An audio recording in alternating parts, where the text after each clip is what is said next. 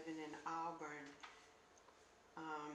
This was written March the 9th, 1967. We had gotten married in 66, and Rob was in school, and we were sitting in our little, we had actually a house that we lived in, and it was just a small little house in the back of somebody's home, and he was studying and I was reading a book, and I said, write me a note. And so this is the note he wrote. It said, Dear Boo, I love you like a fish loves water, like a cow loves grass, like a hog loves slop, like a bird loves to fly.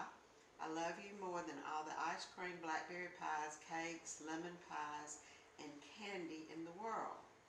You're my sweet boo-boo, my baby boo. You're my life, my love, my everything. With you I can do all things. Without you I am nothing. Please love me the rest of our lives just as much as you do now. And he signed it Lover Lump. And he went back after he wrote this nice little note to me and crossed out lemon pies, because lemon pies were his favorite dessert. And I made them for him all the time. I said that's the reason he married me, because he thought he was going to get a lemon pie every week. And I love this. It's very precious.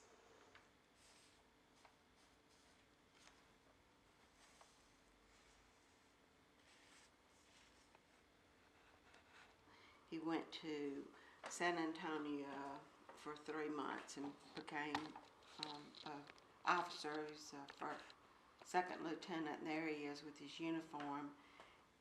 Rob loved to travel, even though he thought Coosada was the most wonderful place in the world. This is a picture of him. He said, if I stood still long enough, Kate would decorate me for Christmas. And so when he came home one day, I had decorated our headboard and lamp. I think that's about all the pictures I have right here of us. That's good. Can you talk about the one with where you're feeding Ted? That's like my favorite one. When I got pregnant, I was so excited, and I thought this child was the most fabulous thing that I had ever seen in my life. I mean, you would have thought I had birthed Jesus Christ. He was just fascinated with Ted too. So we were happy, happy campers.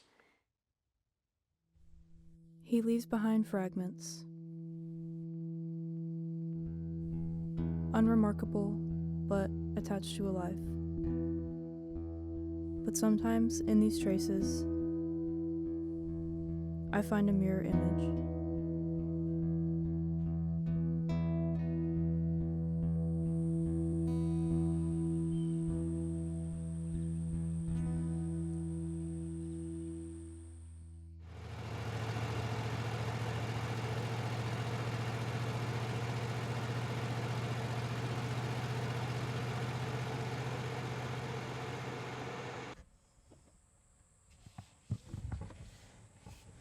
You need the pod. Yeah. What's that called? A tripod? Mm-hmm.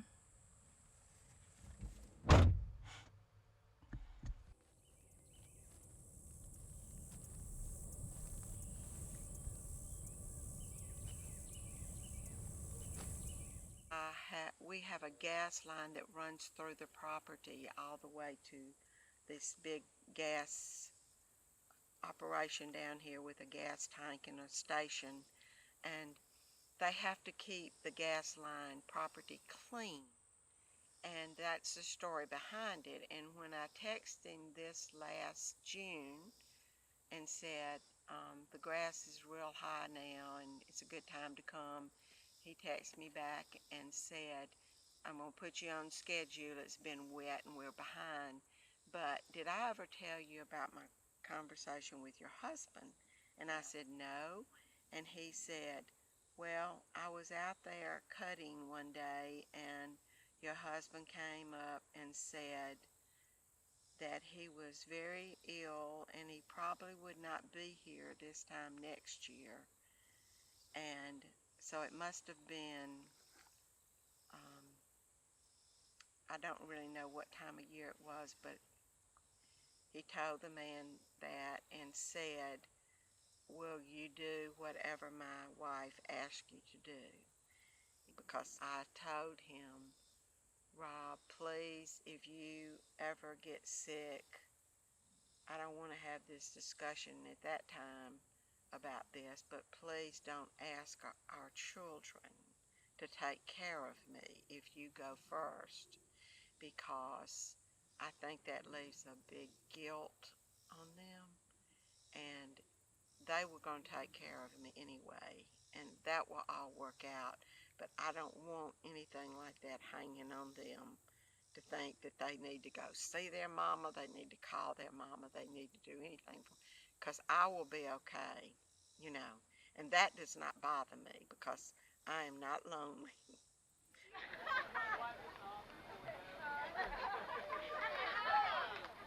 I know this voice from my own head that tells me to deny myself.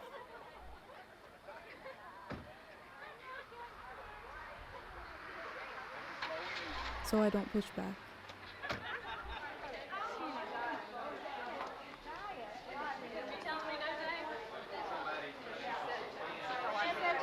You do everything Jennifer said?